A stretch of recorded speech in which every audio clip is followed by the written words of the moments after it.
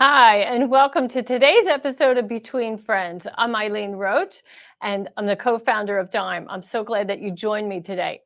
Maybe you've forgotten, but this month, the whole month long, is Monster Mash here at Dime. So let's take a look at what that's in store.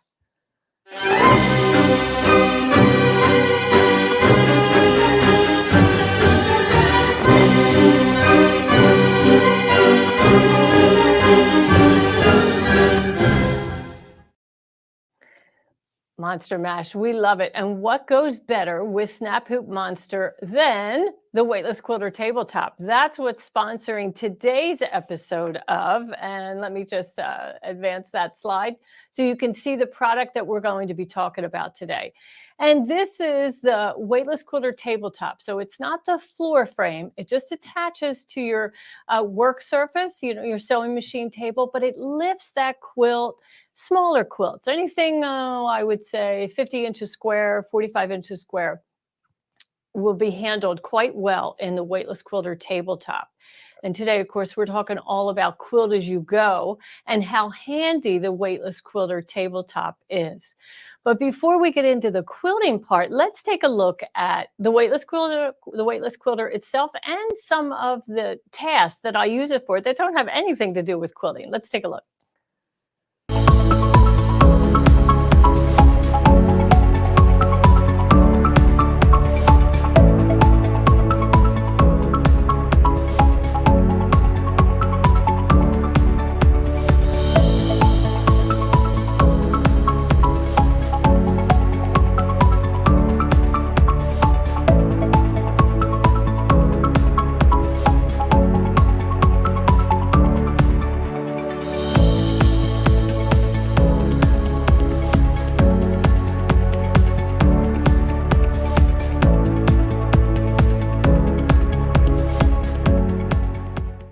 The Weightless Quilter Tabletop is not only good for quilts, but it's also great for economizing on our Sew Any Shape foam. That beautiful foam substrate that we like to put between fabrics for mainly bags and in the hoop projects.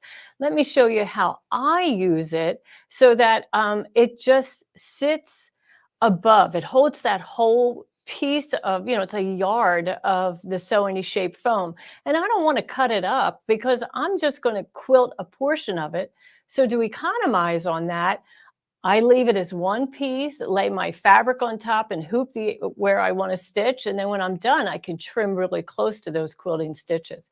But it handles all that weight and lifts it above the table. So I love it for that task. It's really quite handy. Next up would be many times we are sitting at a machine and we have a pattern that you need to follow the instructions, right? So I use it to just hold my pattern so I can see exactly what my next step is, and it's just handy. And it's repositionable, so it doesn't get in the way because I can just always, move it out of the way. And then if you are doing a tote bag on a single needle machine, a flatbed machine, well, this is really handy to open up that whole mouth, right? See, we kind of turn the tote bag, those big tote bags, wrong side out so that the design area is hooped on the machine bed.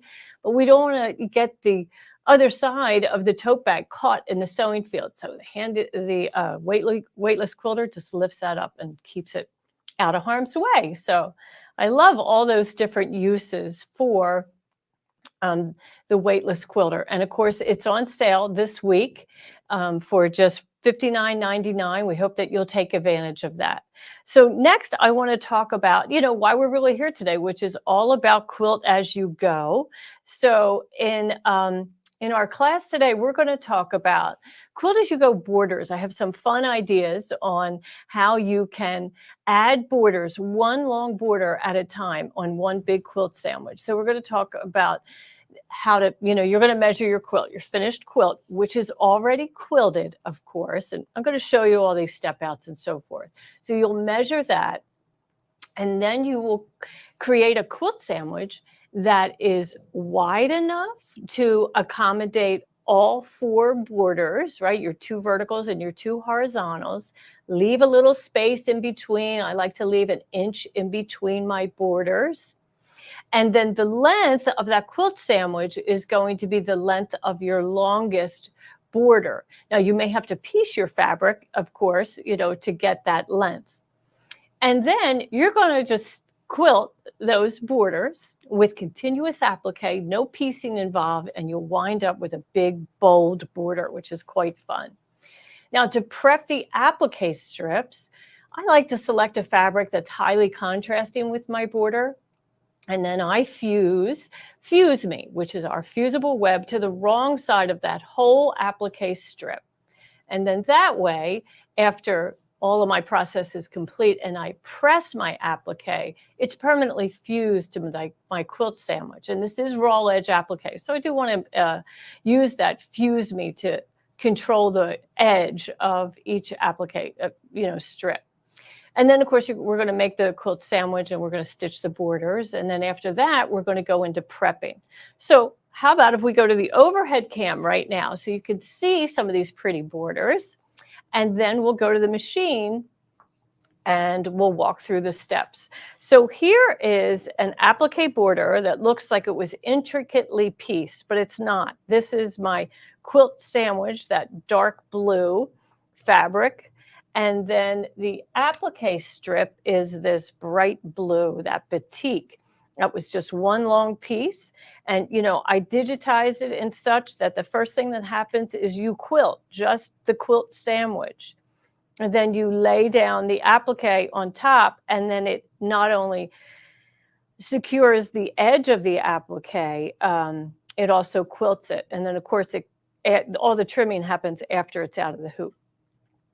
And then on this, same idea. Here we have a wave border. My quilt sandwich is the white fabric. My applique is that really fun, swirly blue and white fabric. And again, same thing. So I made a nice long applique quilt sandwich. And then color number one of this design, and I have a template of that I wanted to show you so you could really get a better look at it, which is right here. So let me position that on the design. Now I'm probably resize this for today's class, so it doesn't quite match this sample. But color number one is actually going to stitch this solid line. I think you can see there's a solid line. And that's going to be hidden later on behind the applique, but it's just a helpful guideline when you're at the machine. And you'll see when I stitch it how helpful that is. The next color that stitches is the quilting on the quilt sandwich. And that here is in the black thread. So that's actually stitched right here. These, decorating the quilt sandwich itself. And then the next thing I do is lay down my blue and white swirly fabric, and it's just a long strip. And then I stitch my outline of the wave and the quilting inside. So I have that stitch so you can kind of see that process. And let me flip it around this way so that it's looking in the same direction. But here, is it looking in the same direction? Maybe not. No, I guess it's the other way. Sorry. Okay. So this is what I'm going to start with, right? A 4-inch strip. And why? Why 4? It could be narrower. It could be 3. But you know what?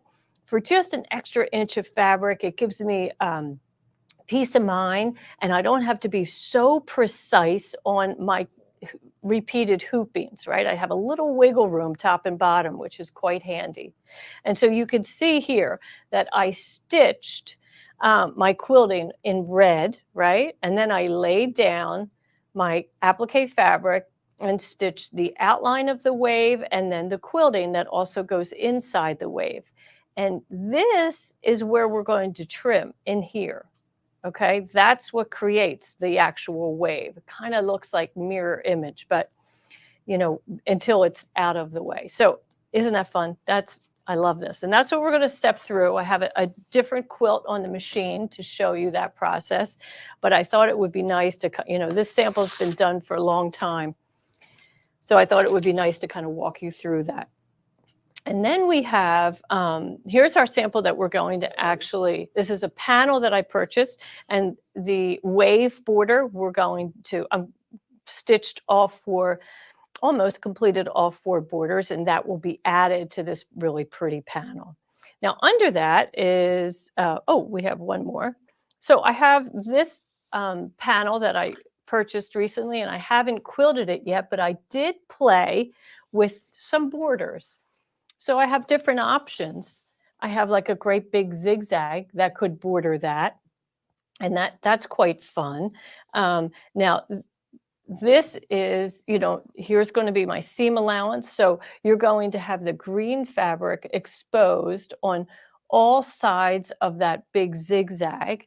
Unlike this option, which when this is pieced together, I'm going to flip this around so you can see, when this is pieced together, the applique, the red fabric, is actually going to be encased, sewn into the seam. So it's another easy way to, kind of cheat, just like the wave border. And then here we have a scallop, same idea. Super fast and easy scallop because you just lay down a wide strip of fabric, stitch the scallop design, and then trim. And you don't have any measuring, you don't have to do any of that difficult stuff. Okay, so I think now, let me see if there's any questions, and then we'll go over and work at the machine. So let's see, B. Brigham, you love that wave. I know I love that wave too. Kind of bad timing with all our friends in Florida. Jill Ross, nice to have you here. I hope that you're high and dry there in Palm Beach, Florida. It did seem to taper down a little bit through the evening. It didn't come in as a Cat 5, so we're grateful for that. But I know many people are suffering catastrophic damage to their properties, and hopefully only their properties and not their families. So always thinking of that. Let's see. Is the applique kept from unraveling? Laura Parks. Absolutely. That's why I use the Fuse Me, because the Fuse Me is once I'm finished with all of my trimming and so forth, then I'll press it again, and it's permanently fused to that quilt sandwich. So I'm not going to get any fraying on the edge of the applique. Now, I would tell you that this is a fun technique. This is not a technique that I would use to enter a competition, but I have done that with it, and it's okay, right? And actually, when you go to a quilt show and you look at all those quilts, many of them do feature raw edge applique. So I think that everybody is accepting it. It's quite, it's doable and it's acceptable, and it has great impact. So that's what I love about it. Okay, let's head over to the machine. Now, I don't do a lot of machine work on camera. It's been a long time, so bear with me, okay? Let's see how it goes. All right, we have a, now I thought I would just kind of show you. So here I have my big quilt sandwich, right? So my borders are going to be finished at 3 inches wide, and I cut my applique strips 4 inches wide, right? And then I have allowed at least an inch between each of the repeats. Now you can see this one I've already trimmed, and this one I have not trimmed. This is the one that we're going to do right now. And this one in the third position is already complete, and it needs to be trimmed. And the last one, number 4, I've already trimmed. So as we're sitting here right now at the machine, I just completed one whole design, And it's time to advance the fabric. Now you can notice that my weightless quilter is positioned behind my machine. Now these clamps, these helpful tools, I can put at the end of my table. I can put behind my table. I have been known to put them here in the front of the table, like not in front of my face, but on this side of the table to keep all of this up out of harm's way as I travel. Okay, so I'm going to lift that frame. And well, actually, before I do that, so my needle just is positioned now in the center of the design that I just stitched, right? I'm going to go get that template because I know it's easier for you to see as paper than it is most certainly on this beautiful blue fabric that's busy and so forth. But, okay, so my needle is positioned right here. And what I'm going to do now, actually, it's this way. I'm going to set my needle at the lower right corner of the design. And that's the absolute outside edge of my embroidery design, right? So if I move my needle there on this machine, I'm able to do that. And then I'm going to advance the fabric, right? I'm going to lift that frame. Now, notice how, this is the edge of the frame, right? So I am going to lift this and pull my fabric down and just slide my frame. And what I'm trying to do is connect it with the last stitch of the design. Now, my applique strip, as you can see, right, it's still hanging out here. This is the part we have to sew down, right? So I'm going to pull that underneath the needle so I can see if I am positioned nice and straight over my last design. And I'm not. So I'm going to use the editing features on my machine and just move my needle so that it's going to drop right in the stitch, the last stitch. So what's happening now is my needle is dropping here on the new design, but it's on the old design, it's connecting it right at this point. Beautiful. I love that. Another thing I want to keep an eye on, I have some straight lines on this quilt because I already have a border existing, right? So let's get that needle up. And I can, now that I'm happy with that position, I can move my needle over to the left portion, and then I just do a trace, not all the way around, but just to the top of the design because I want to keep an eye on the foot and make sure it's parallel with the previous design. Yeah, and that's good. Very, very good.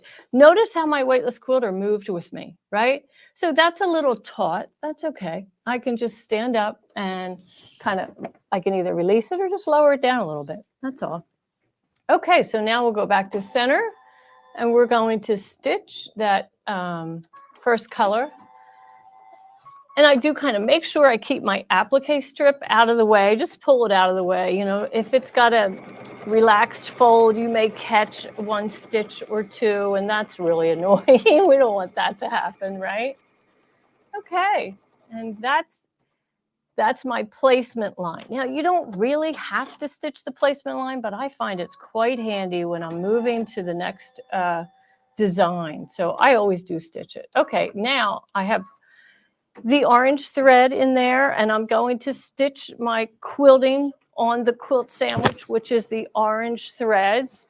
And then I'm going to change thread, and I'm going to go to a pretty blue that will blend with the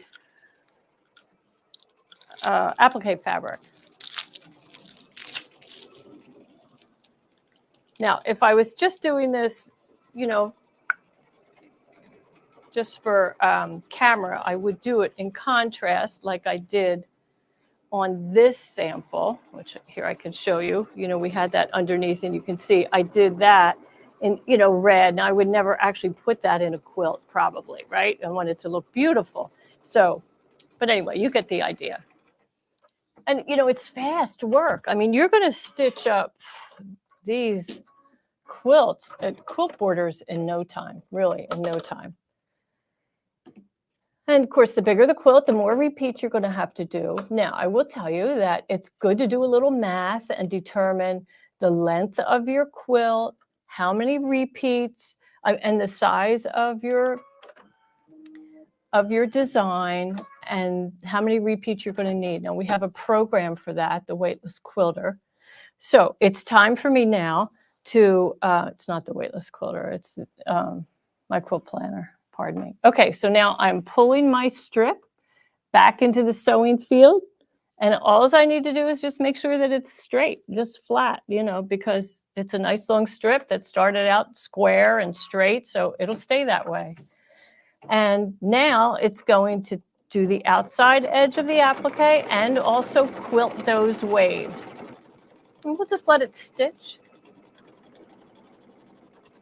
And so it's blue thread so that it matches my applique, because after we take it out, we just want the quilting to blend, right? We just want it to be a part of the applique and just add texture, not really have a color, a contrasting color.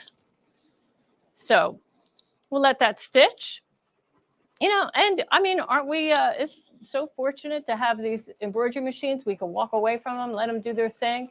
And especially with that tabletop weightless quilter, holding that excess table runner in the back and just keeping it out of harm's way. I love that. And what if this was white fabric, right? If you were doing a really light colored quilt, we always worry about getting, dragging on the floor, having some damage to it, or staining. So the weightless quilter just holds all that up above, out of harm's way.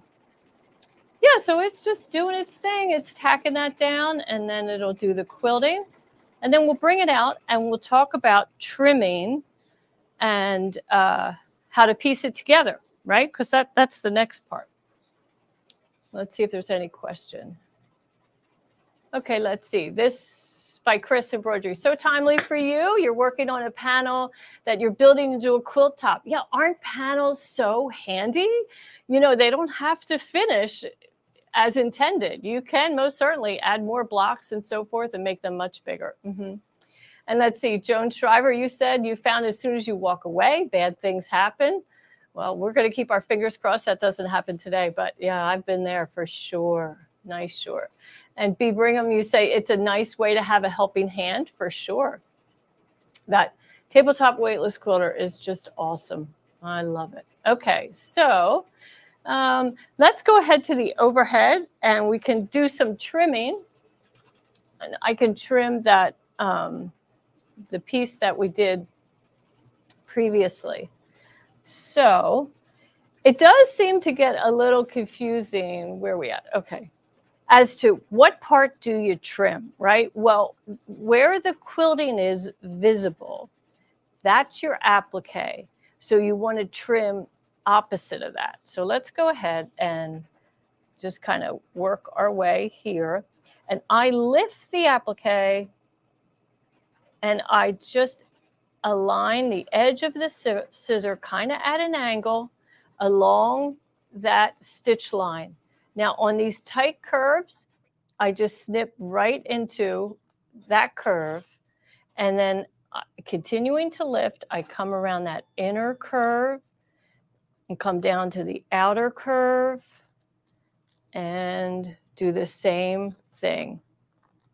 And then eventually I'll go back and I'll do, now I never cut this because actually it's quite handy to have that long tail.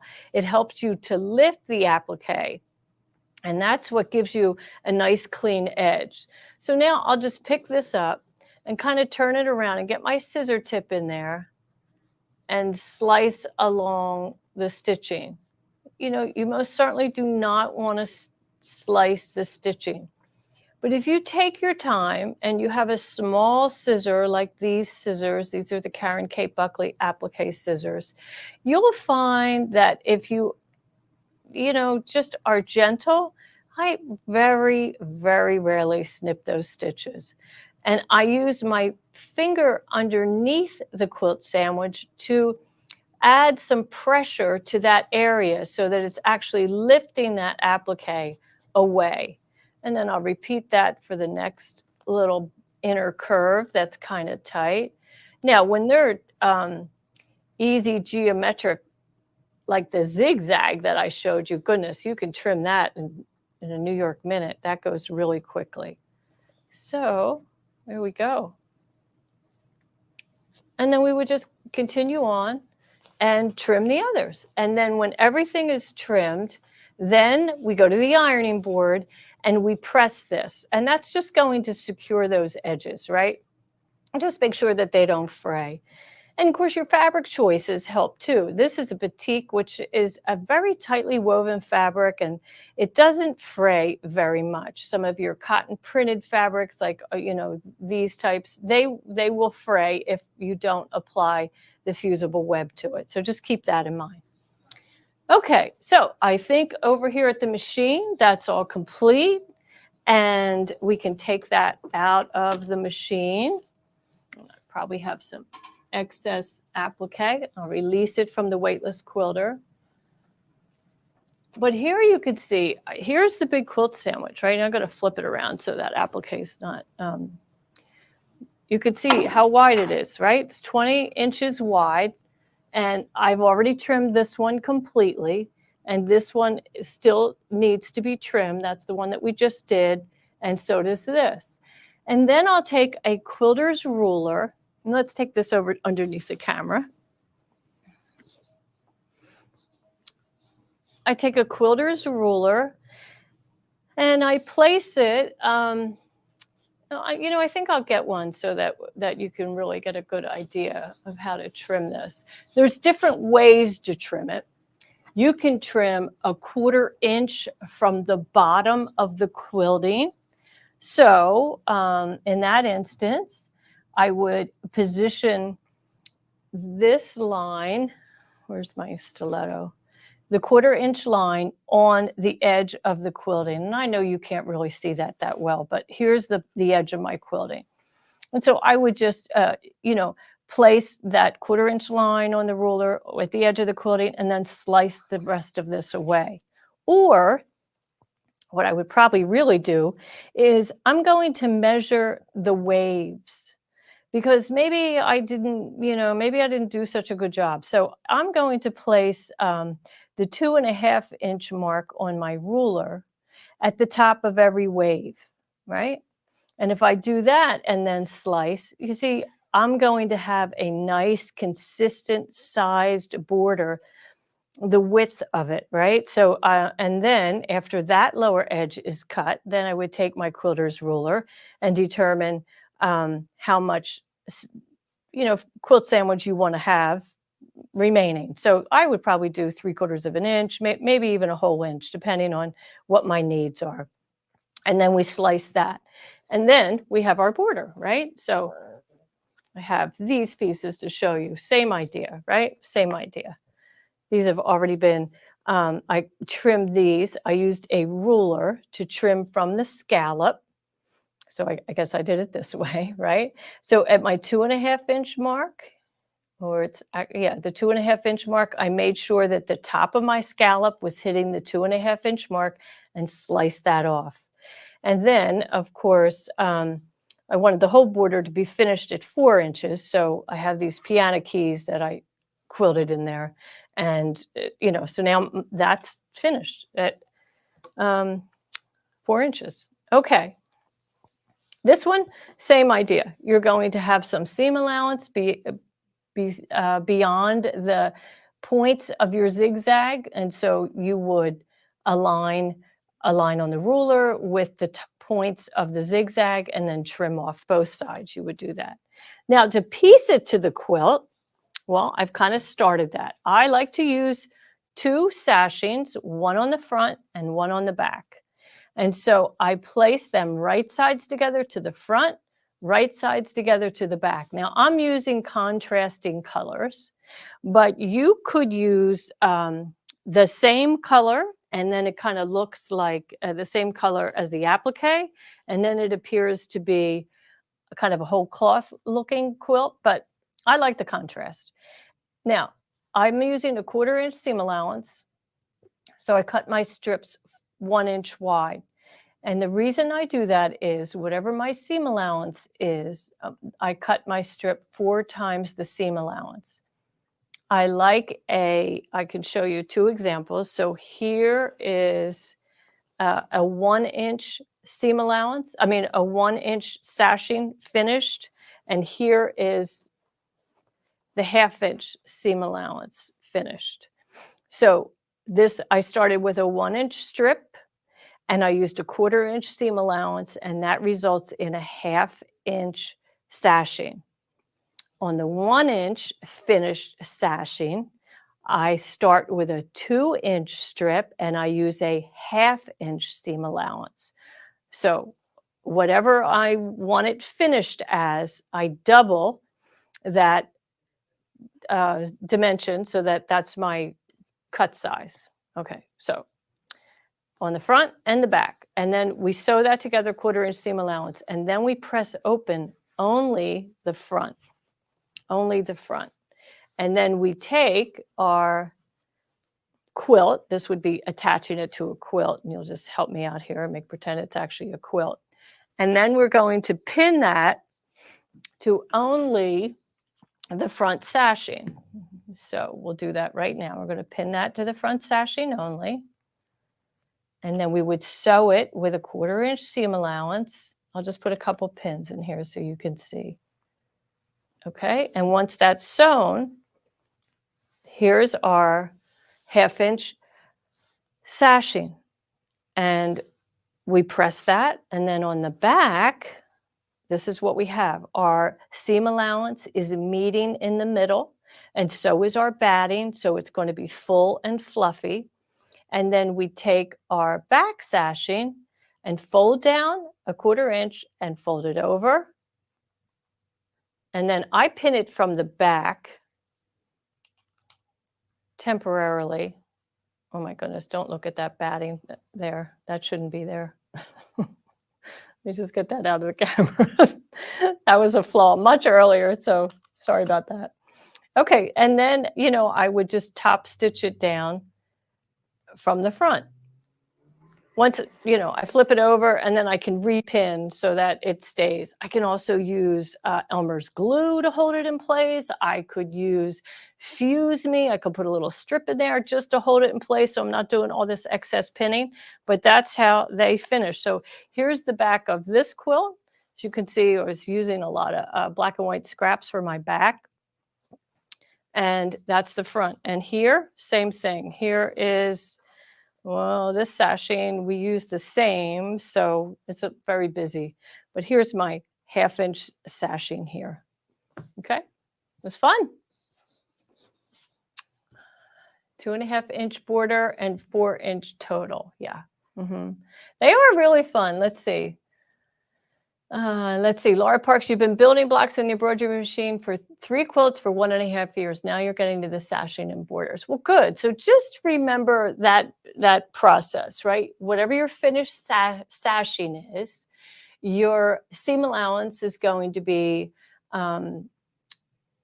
half of that, but your cut size is going to be 4 times the seam allowance, right? So you just visualize it, right? You have sashing that has to go fill that space, and then you're going to need seam allowance behind it, and you want those seam allowances to meet in the middle. So that's why it doubles. Oh gosh, I hope that makes sense, but we've written this up a gazillion times. Aren't they fun? I love the borders. Okay, well, that's all we have for today. Let's see.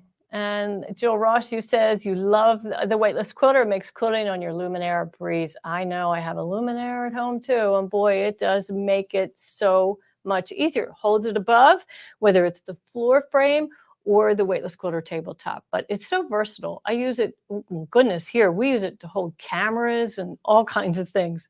So you never know what we're up to next. Okay, and then we've already talked about the finishing part.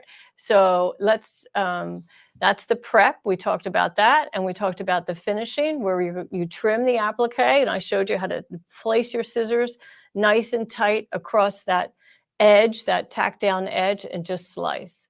And then you want to trim the whole border strips, and then you're going to piece them together with the sashing technique. Super fun, really easy. And next up, we want to make sure that you subscribe to our Facebook page, and well, you like our Facebook and subscribe to our YouTube channel, because that tells you when we're going live next. And it also tells us that you like the content that we're providing. And October is full of a lot of fun stuff. We have Ashley coming up on Tuesday the 15th doing her software success. Actually, Ashley's going to be here in my place quite a bit this month also, because I have a grandbaby on its way any minute. So I'm going to be heading up there to help. And on October 17th, Ashley will be back, and I think she has a guest. I'm not sure, but she'll be here and talking all things embroidery with you. And then our On the House this week, I think you're going to really like this design. It actually goes with last week's design. So if you haven't stitched out last week's, then maybe wait until you get today's. So let's see. We always want to see what you're stitching. So please post your projects on social media and use the hashtag Dime Sew Along, Dime on the House, or Dime Exquisite Thread, so we can find it and share it here. So let's take a look at what you've been stitching.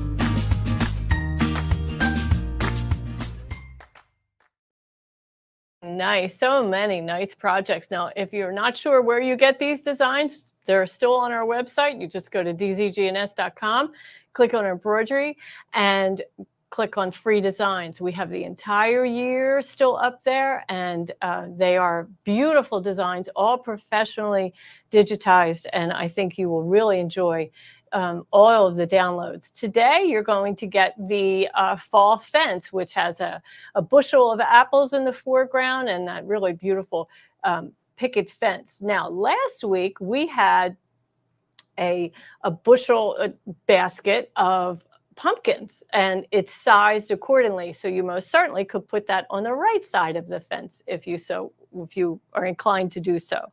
And I hope that you will do that. Now we have our sponsor today is that tabletop weightless quilter, and I hope that you'll take advantage of that special pricing. I'd like to thank you for joining me today. Remember, Ashley's going to be here next week and the following week, and then the last week I'll be back, but I think we're going to do it on a Tuesday. So that's why you're going to want to subscribe to our YouTube channel and like us on Facebook so you know when we're going live.